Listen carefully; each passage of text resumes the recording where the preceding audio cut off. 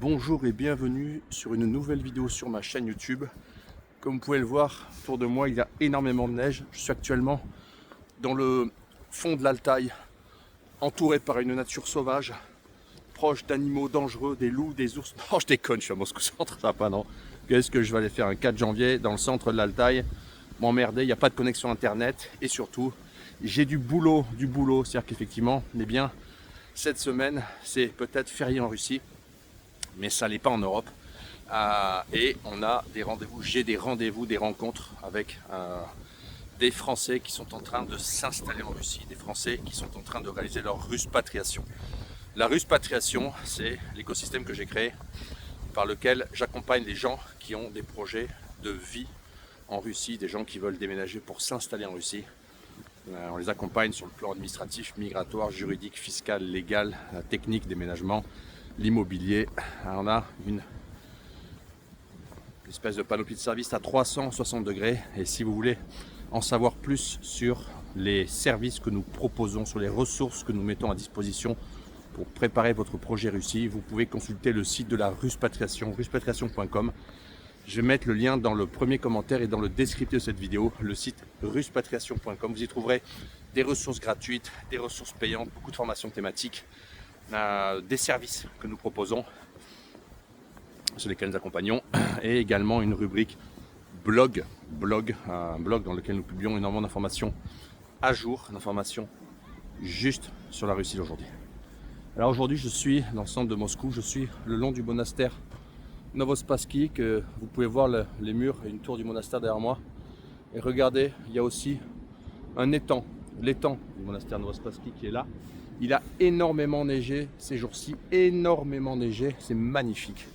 Moscou est recouvert de neige, il fait pas très froid, il fait -2, -3 avec un ressenti -8. Il n'y a pas de vent, ça change tout. Et les grands froids arrivent, puisqu'à la fin de la semaine on annonce des températures qui vont atteindre -20 degrés, -22 degrés. Je ferai des vidéos par -20 degrés. Vendredi soir, j'irai faire une vidéo avant le coucher de soleil par -20 degrés. Ce sera l'ace sur la balle de match finale dans le combat que je mène contre les gens du Sud. Ils se reconnaîtront. L'ace sur la balle de match, 3-7-0 pour Moscou contre Krasnodar. Allez hop, on n'en parle plus, c'est terminé. Et on verra ce qui se passera l'année prochaine. Je plaisante bien sûr, c'est une joute verbale qu'on a avec mon copain à Krasnodar. Parce que bon, lui, dès qu'il fait 15 degrés, il met un col roulé, quoi. Pas sérieux ça. Alors aujourd'hui, j'avais à la fin de l'année 2025 annoncé que j'allais faire une série de vidéos thématiques sur des mythes. Les mythes qui accompagnent la Russie d'aujourd'hui, les mythes que les gens ont dans la tête, les mythes que colportent vos médias nationaux dans les pays occidentaux. La propagande qui vous est servie s'accompagne souvent, quand on parle de Russie, de mythes. Et le premier des mythes, c'est que la Russie serait une dictature, et c'est le sujet de ma vidéo aujourd'hui. La Russie est-elle une dictature? Est-ce que je suis en dictature? C'est dangereux de parler français. Eh bien, oui, j'habite dans une dictature, la dictature de la verticale du pouvoir, instaurée par le tyran cannibale Vladimir Poutine. Non, je déconne, si on crie en plus. Ah, pas non. Non, je déconne, je vais faire une thématique sérieuse aujourd'hui. Je sais pas, 2026, j'ai envie de faire des vidéos marrantes et plein de blagues. Je suis en train de me transformer en une sorte de OSS 117 installé en Russie, c'est horrible. Alors, la dictature russe. Alors, en fait, j'ai réfléchi à ce sujet parce que, faut savoir que le sujet des mythes sur la Russie, c'est un sujet qui me passionne parce que moi, j'ai tout de suite compris que c'était cette espèce de nuages de mythes flottants autour de la Russie qui détruisaient son image. Et très tôt, je me suis penché sur la destruction des mythes. J'ai fait un article, les 20 mythes russophobes sur la Russie, que j'ai publié sur Agoravox. Je crois que c'était en 2011. Il est encore sur Agoravox. Vous pouvez chercher Agoravox Alexandre Latsa. Vous trouverez cet article sur mon blog Dissonance. Et ça a tellement plu aux Russes que quand j'ai écrit mon premier livre sur la Russie, les mythes sur la Russie, d'ailleurs, un bouquin en russe, hein, mythes sur la Russie d'Ivan Grozny à Poutine, nous, à travers le regard des étrangers, j'ai promis que je tombe, je tomberai, j'arrêterai pas la vidéo. Ça glisse, hein. Et en fait, à la fin du livre, ils ont traduit les mythes russophobes, les 20 mythes sur la Russie. Voilà. Et j'ai continué à écrire régulièrement sur les mythes. C'est un sujet assez passionnant, les mythes sur la Russie, parce que La clé de voûte du système idéologique occidental russophobe est basée sur des mythes. Les mythes sur la Russie. Alors, le premier des mythes, le principal, c'est, vous savez, quand on parle de la Russie, on dit la dictature russe. En France, tout ce qui n'est pas social-démocrate, qui autorise la guéparade, qui n'est pas endetté, qui n'est pas soumis, tout ça c'est dictature en fait.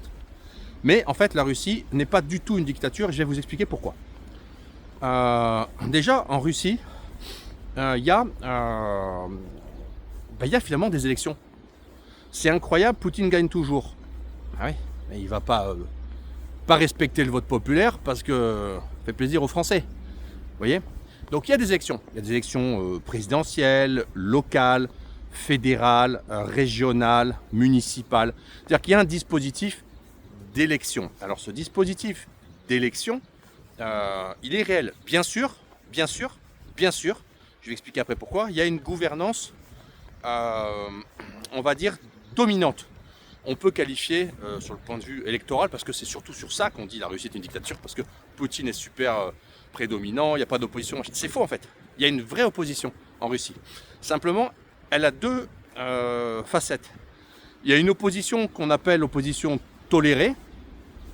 C'est l'équivalent du RN en France. On a aussi un RN national, on a un LDPR, on a un parti communiste. C'est des oppositions de gouvernance locale, pas dominante. Elles peuvent gagner des régions, des villes, il y a plein de cas hein.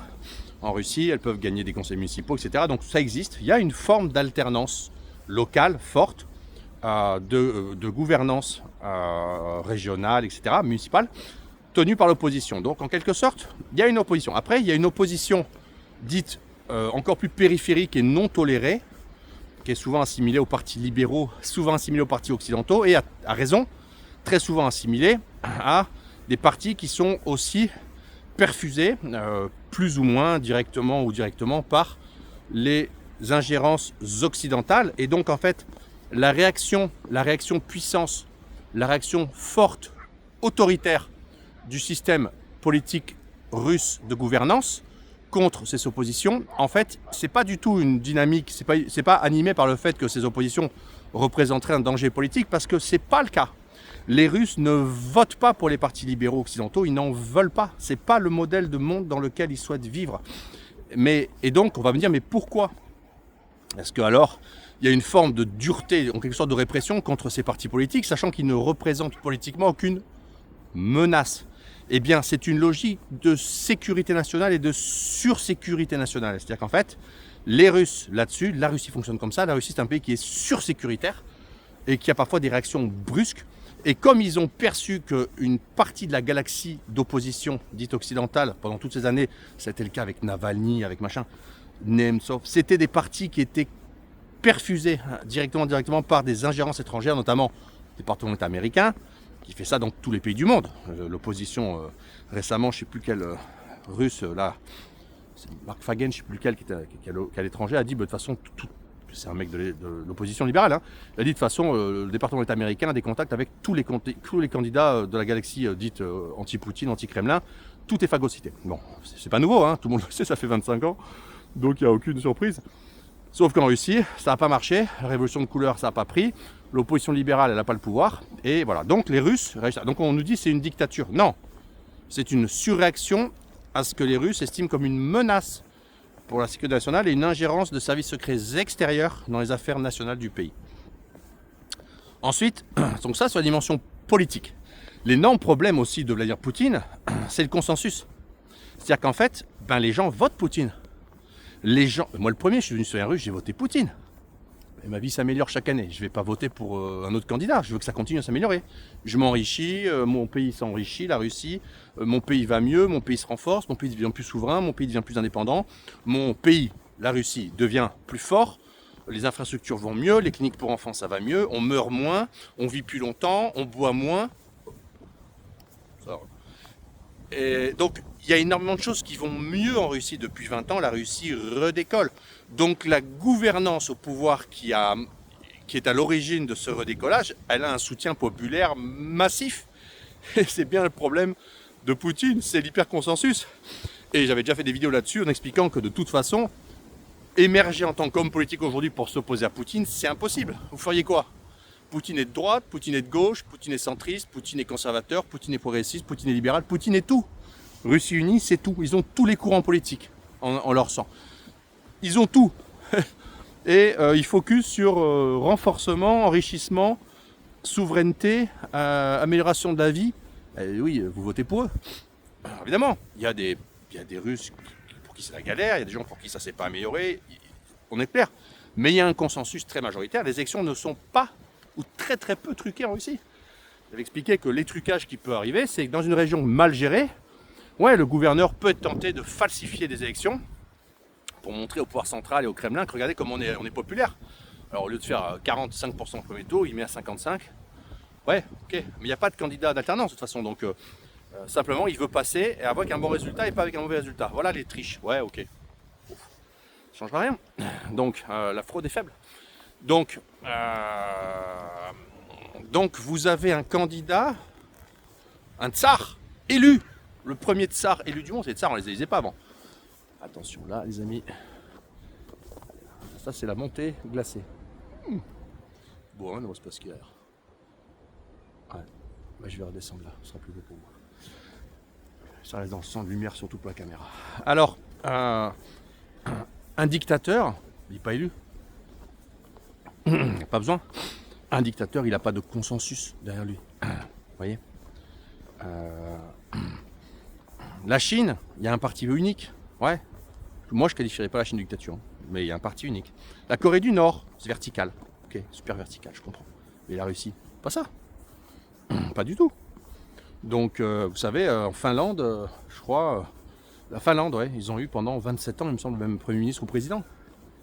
Ouais, comme Poutine. Mais alors, la dictature en Finlande. Il y avait le consensus derrière lui parce qu'il gérait bien, c'est tout. J'ai oublié son nom. C'est un Hun, machin qu'une ou un truc comme ça. Vous regarderez sur Wikipédia. Donc, en gros, il n'y a pas de dimension de dictature dans tout ça. Absolument pas. Autre chose, la société civile est énormément libérée. Je veux dire, vous ne parlez pas russe, la plupart, et vous ne suivez pas tout ça, parce que vos médias vous n'en parlent pas, mais les critiques, les actions de société civile, les critiques en local, dans les villes, dans les régions, contre des projets d'infrastructure, contre la corruption, des fois contre ci, contre ça, c'est très développé en ligne. Le Runet, l'internet russe, est beaucoup plus développé et libre que l'internet français. On tolère beaucoup plus la critique. Je veux dire, il y avait une stat qui a été publiée, vous la chercherez sur internet, elle est publique, c'est le nombre de gens qu'on arrête pour propos tenus en ligne. L'Angleterre, c'est le record, mais la France est loin devant la Russie. On arrête beaucoup plus les gens pour délit d'opinion politique en France qu'on ne le fait en Russie. Donc vous avez une société civile très développée en Russie, mais simplement, dans la tête des journalistes français, société civile, c'est opposition au pouvoir. Après, c'est révolution de couleur, ça veut dire. Mais en Russie, c'est pas ça. Société civile, c'est dans le consensus. Parce que les gens s'améliorent, voient leur vie s'améliorer. Globalement, la majorité des Russes voient leur vie s'améliorer depuis 10 ans, 15 ans, 20 ans. C'est pas discutable par personne. Hein. Ça les empêche pas de critiquer. J'ai prévenu, je suis tombé.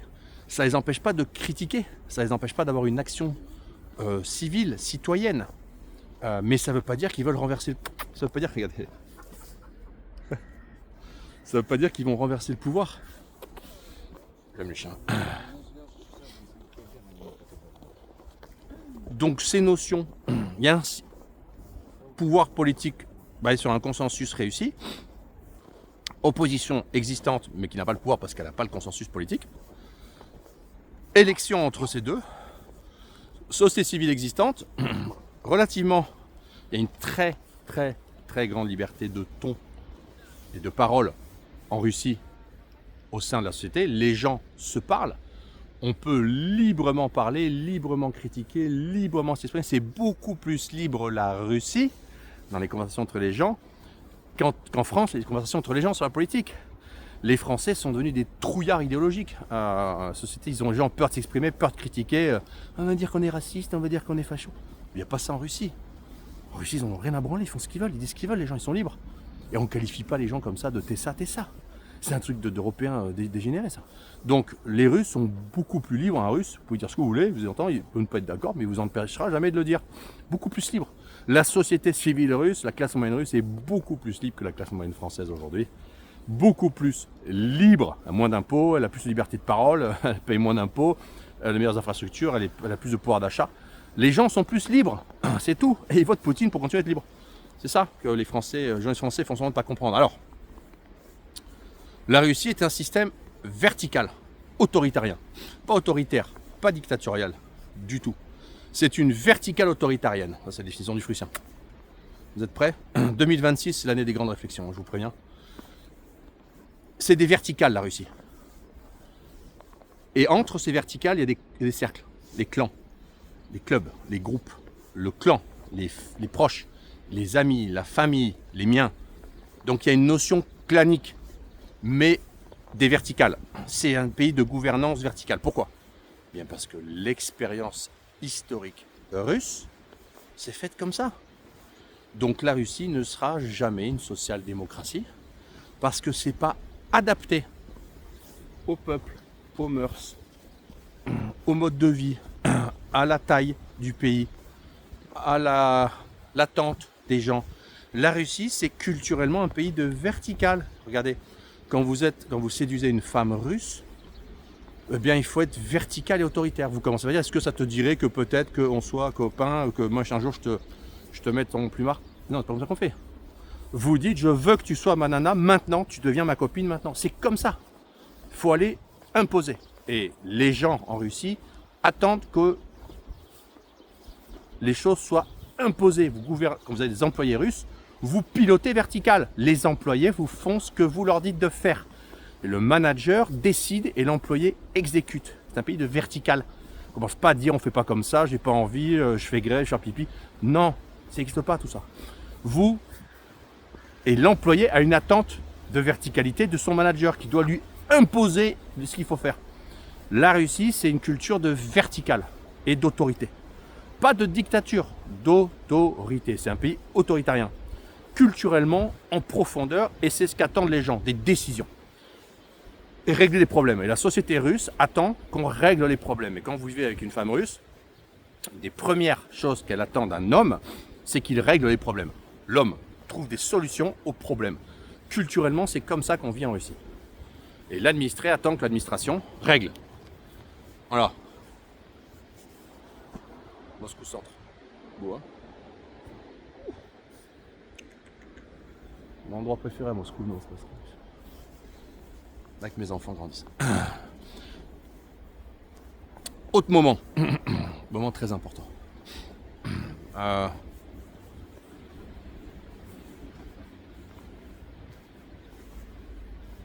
Je vais essayer de définir intelligemment. Je vais peut-être monter là. Ah, c'est bien ça. Non, je vais rester prudent. Les gens font très attention parce que c'est très glacé. Alors, autre moment important. La critique en fait qui est faite de la Russie, mais c'est une dictature, machin, c'est pas une critique institutionnelle. C'est-à-dire on ne critique pas de la Russie le fait qu'il y ait un chef, une assemblée consentante, un consensus. C'est pas ça le truc. La critique, elle est idéologique. Et la dénonciation de la Russie, la critique de la Russie, elle n'est pas du tout sur le mode opératoire intérieur, politique, machin, les institutions. Pas du tout, parce que ça marche. Vous savez qu'à Moscou Centre, vous pouvez aller au FSB, vous pouvez aller à l'administration présidentielle, vous pouvez toquer à la porte, il y a un service d'accueil pour la société civile, vous avez le droit de rentrer, demander quelque chose. Vous pouvez à l'administration présidentielle, même en tant qu'étranger. Hein. Vous pouvez demander, pendant un rendez-vous, vous pouvez demander à être reçu, à enregistrer un message pour l'administration présidentielle en tant qu'étranger. Est-ce qu'un Russe aujourd'hui peut rentrer à l'Élysée et demander à passer un message à Macron? Non. Non. Voilà. Donc attention, hein. Les institutions russes fonctionnent. Ce qu'elle vient, c'est qu'il est 2h et le soleil se couche. Ouh, il y a de la neige. Hein.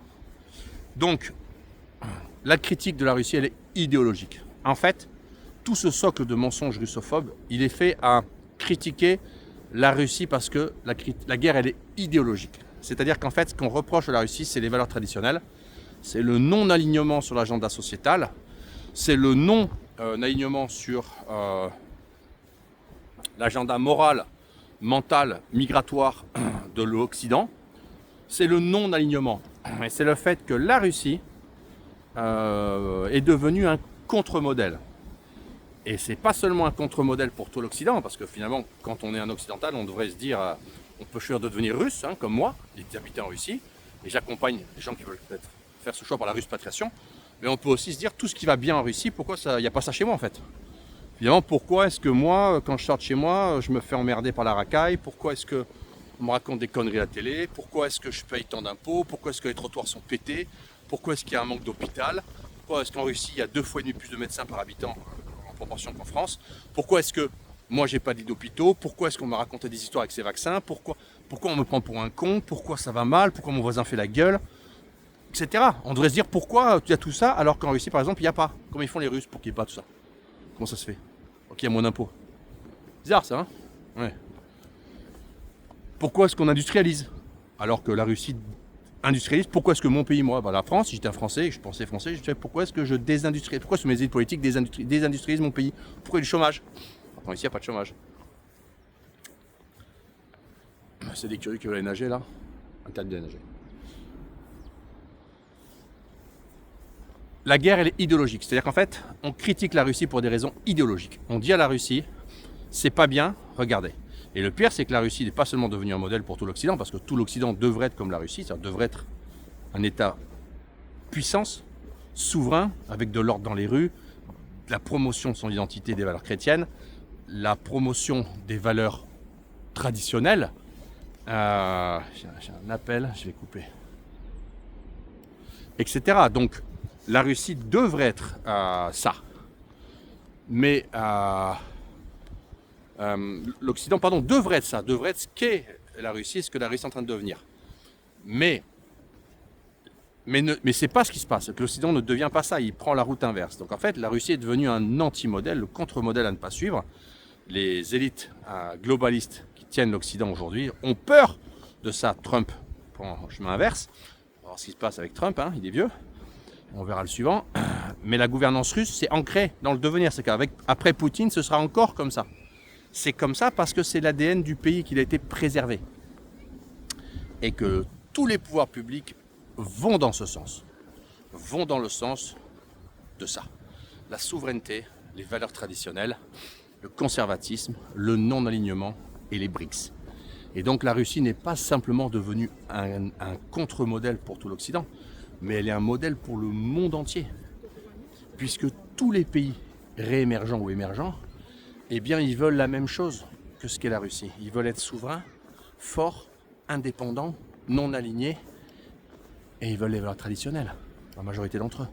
Parce que le monde entier vit comme ça, en fait. Donc, en fait, la critique de la Russie, elle est basée sur de l'idéologie. Et c'est bien toute la faiblesse du dispositif occidental. C'est qu'il n'y a pas de factuel. Ils ne peuvent pas nous dire ouais mais si mais ça. Ben non. Non, les Russes sont hyper connectés à Internet, beaucoup plus que les Européens. Ils ont accès à tous les canaux, toutes les chaînes du monde entier. Tout est traduisible. Ils ont la Russie vit sur Telegram. Telegram, il y a tout. Vous pouvez avoir accès à toutes les chaînes du monde entier sur Telegram. YouTube sous VPN est accessible pour tout le monde en Russie. Hein, ça fait 4 ans. Tout le monde est sur Instagram. Rien n'a été coupé. Hein, c'est des conneries. Donc les Russes ont accès à l'information du monde entier. Eux. Et ils peuvent voir ce qu'on dit. Et c'est bizarre qu'après tout ça, ils soutiennent encore Poutine. Bah oui. Parce qu'il y a un vrai consensus. Dans une dictature, il n'y a pas de consensus. Poutine, le pauvre, ce qui lui manque, eh bien c'est un candidat d'opposition qui tienne la route. Mais on ne va pas se le cacher, c'est dur de devenir un candidat d'opposition à Vladimir Poutine, après tout ce qu'il fait de bien et de bon pour la Russie et pour le monde. Voilà, c'était tout pour aujourd'hui. C'était ma vidéo sur les mythes russes, la première. J'en ferai une série sur les mythes en ce début janvier. La Russie est-elle une dictature? Bien sûr que non. La Russie, c'est une verticale. C'est un modèle culturel vertical et à tendance autoritarienne. C'est sans doute comme ça que devraient fonctionner la plupart des États du monde.